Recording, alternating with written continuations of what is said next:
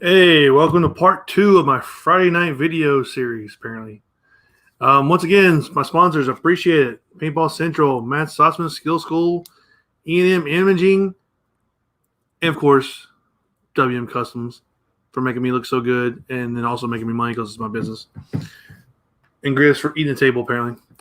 All right, so apparently I screwed up earlier and I was going to do the Bill and Ted review first and then just started off Mandela effect. I was writing notes for it, and so I hit the video start time. That's what the first thing I started on. So instead of doing that, let's go on this 31-year adventure with Bill and Ted.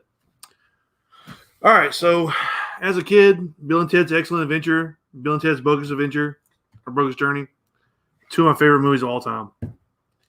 Never thought I would ever see a third movie.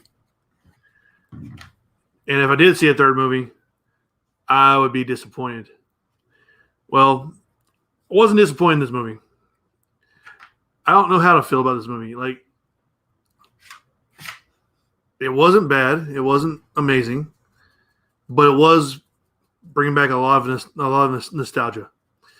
You know, Bill and Ted were like big things in my childhood. You know, it was one of a couple of the first movies I actually was able to watch and not get yelled at for. Yeah, like it brings back everything you want in this movie, like Bill and Ted, the princesses. You know, Death even shows up, he was one of my favorite characters from the movie. I was sad that you didn't get to see Station's big Martian butt anymore, so that was pretty sad. But like I said, I like the movie. You know, the future people changed. You know, because it's been 31 years since the first movie. So, you know, it kind of sucks not seeing those guys. But, like, I think there was an Easter egg somewhere in there because one of the when in Bill and Ted's Bogus Journey, they stole some clothes from some farmers. And it looked like one of the future people in the council was wearing the same clothes that they stole. So I thought that was kind of cool. You know, George Carlin's dead, but Rufus does make an appearance. So, basically, you've got Bill and Ted, Rufus's daughter, and a new council in the future. And then you have Bill and Ted's daughters. Okay, so you start off with Bill and Ted. You know, they've been put on this mission, you know, to unite the world with their music. And apparently they played a big gig at the Grand Canyon then 25 years ago, and then pretty much went downhill ever since. They had like number one single or whatever, and it went downhill ever since. So you've got the dynamic of these guys who are on a mission, and they keep trying. Like, they're not intelligent, but they're good-hearted, so they keep trying, you know, because they know that one day they're going to save the world. They keep trying, no matter how down they get, they keep going. And then you have their daughters, who are just like them. You know, Ted had a daughter named Billy. Bill had a daughter named Thea. You know, Bill and Ted. So. And the daughters are, as their grandfather would say, you know, 24 years old, living at home, don't have jobs. Well, 10 years ago, that would have been an insult. Nowadays, hey, Grizz, what's up? Nowadays, it's just normal. But anyway, so basically, you got Bill and Ted who are still trying to save the world, and they're a little down on their luck, you know, because they haven't done anything in 25 years. Chris, stop. So, and then you got their daughters. They're trying to raise their daughters to be right. And their daughters just like them, you know. All about music, not very intelligent, apparently. Basically stoner vibe.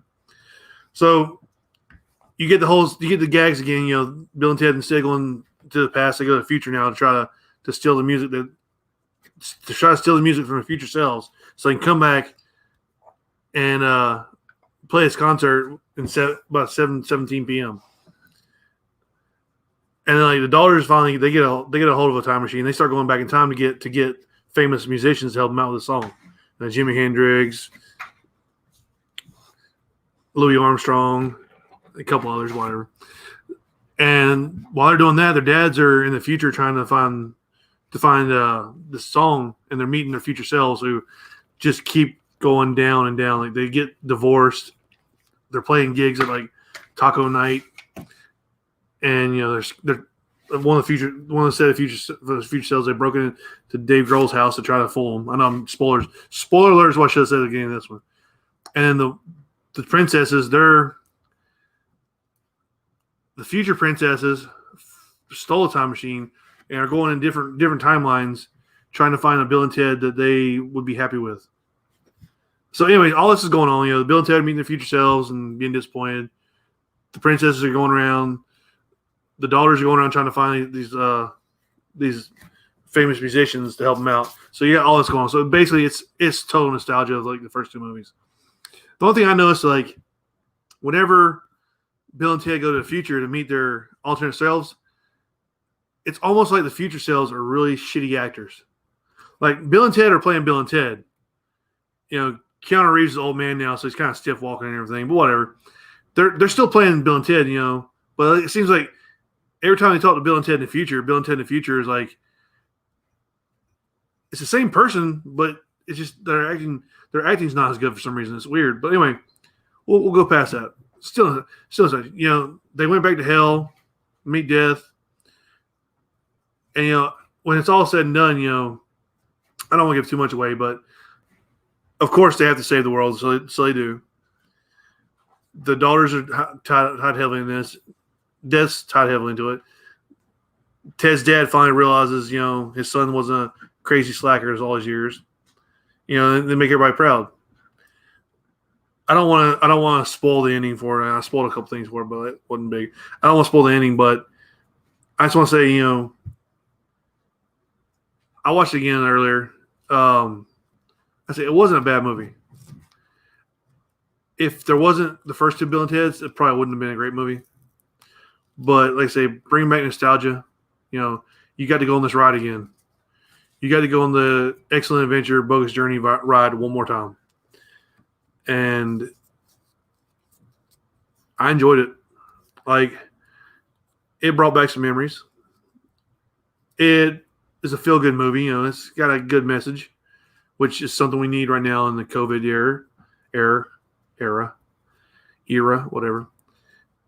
So, I mean, it's worth a watch. Like, it's not going to be brain stimulating because they're going in and out of time, just like no repercussions at all. Hey, just show up here and like the door's open, go in and meet yourselves.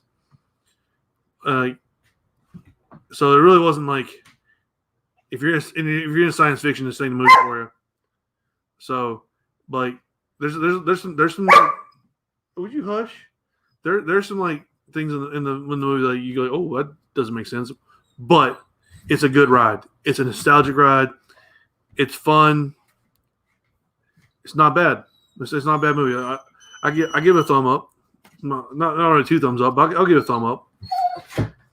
And like I say, I'll probably watch it again later.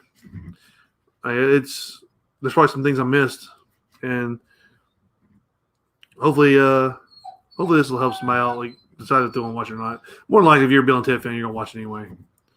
But I just want to get my review on it. Appreciate you guys listening.